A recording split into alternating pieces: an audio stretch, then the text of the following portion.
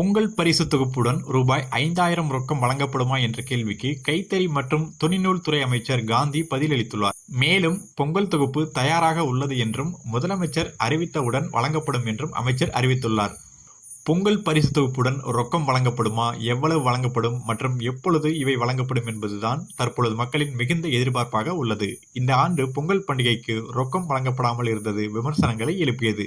அதிமுக ஆட்சியில் கடந்த 2021ஆம் ஆண்டு பொங்கல் பரிசு தொகுப்புடன் ரூபாய் 2,500 கொடுக்கப்பட்டது. அதுவே இதுவரை கொடுக்கப்பட்ட அதிகபட்ச ரொக்கமாகும். இதைத் தொடர்ந்து திமுக ஆட்சியில் பொங்கல் தொகுப்புடன் ரூபாய் 1,000 ரொக்கம் வழங்கப்பட்டது. இந்நிலையில் அடுத்த ஆண்டு சட்டசபை தேர்தல் நடைபெற உள்ளதால் இதுவரை வழங்காத ரொக்கம் தர ஏற்பாடுகள் செய்யப்பட்டது. அனைத்து ரேஷன் அட்டைதாரர்களுக்கு ரூபாய் 5,000 வழங்க மூத்த அமைச்சர்கள் அதிகாரிகளை வலியுறுத்தியுள்ளதாக கூறப்படுகிறது. ஆனால் மகளிர் உரிமை தொகை மாதம் வழங்குவதால் நிதி நெருக்கடி சிக்கல் ஏற்பட்டுள்ளது. இதன் காரணமாக அனைத்து ரேஷன் அட்டைதாரர்களுக்கும் பொங்கல் தொகுப்புடன் ரூபாய் 3,000 ரொக்கம் வழங்க வாய்ப்புள்ளதாக தகவல்கள் வெளியாகியுள்ளன. பொங்கல் தொகுப்பில் பச்சரிசி, சர்க்கரையுடன் முழு கரும்பும் வழங்கப்படும் என எதிர்பார்க்கப்படுகிறது.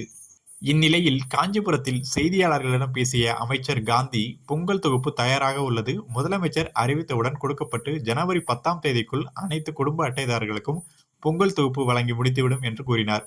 மேலும் பொங்கல் பரிசு தொகை ரூபாய் 5,000 வழங்கப்படுமா என கேட்ட கேள்விக்கு அதெல்லாம் பிறகுதான் என மழுப்பலாக பதிலளித்தார்.